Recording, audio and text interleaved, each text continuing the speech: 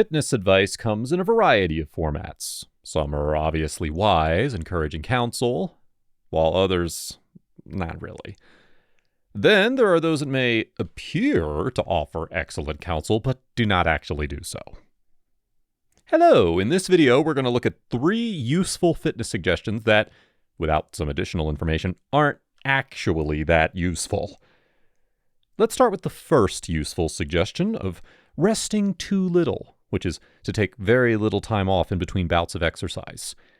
This theory is based on assertions that short interset rest intervals of between 30 and 60 seconds are ideal for promoting muscular hypertrophy, or growth. According to the notion, muscles experience increased metabolic stress with less rest, which increases anabolic signaling and ultimately muscular growth. When considering it in this way, things do seem to make sense. But the evidence seems to support something different, much like many other bro-science ideas that seem reasonable at first glance.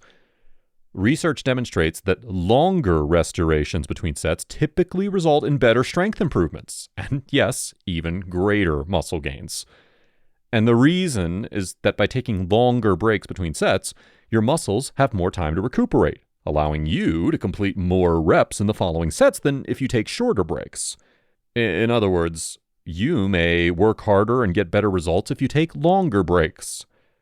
Regarding the amount of rest, 3 minutes is roughly the research average, but it can vary depending on the exercise and level of difficulty of your training.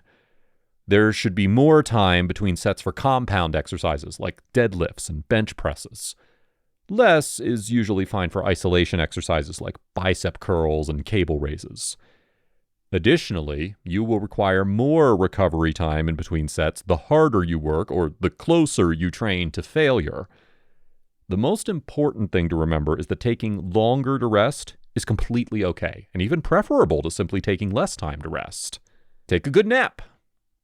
The following doubtfully useful enjoy your workout suggestion is to simply do the workouts you enjoy.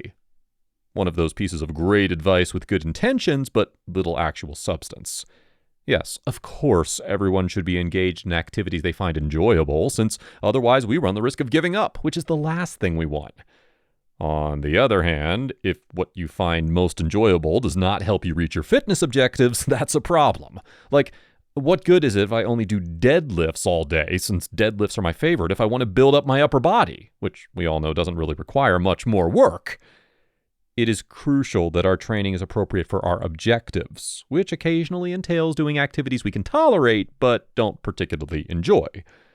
Additionally, if you don't try out a variety of activities first, especially some that might not first appeal to you but may end up becoming your favorite form of exercise, you won't really know what you like.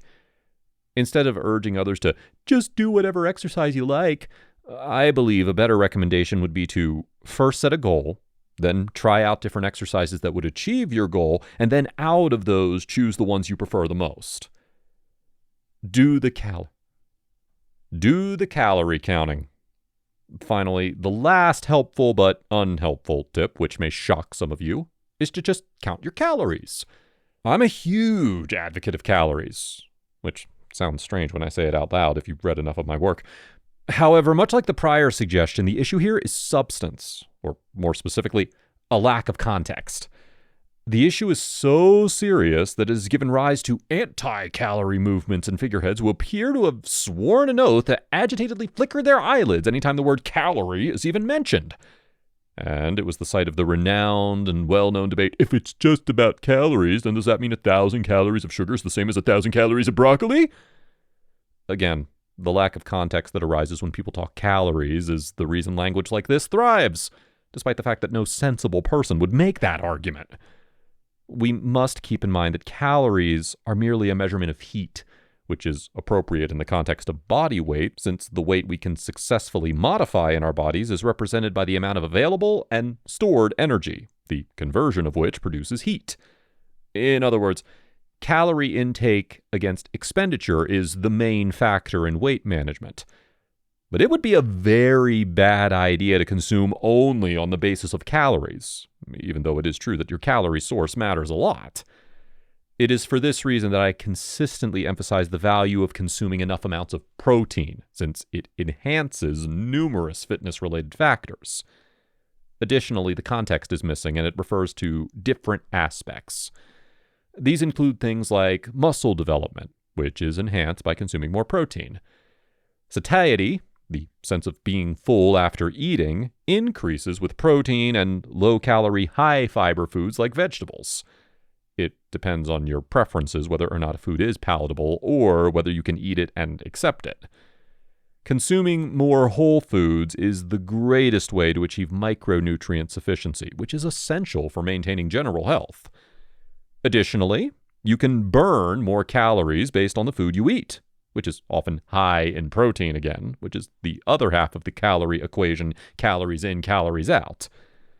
The point is that calories alone are insufficient, even if we confine the context to general fitness. There are numerous other factors that I just can't discuss in a single video.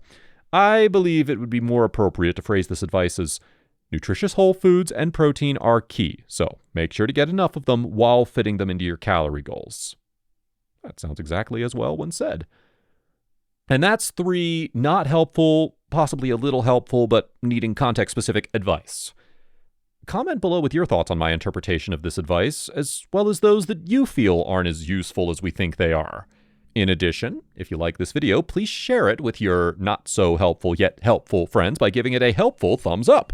Follow for more, and as always, I appreciate your time and interest. Remember to eat some protein, which is very useful, but may also require some background information. For that, see my previous vids.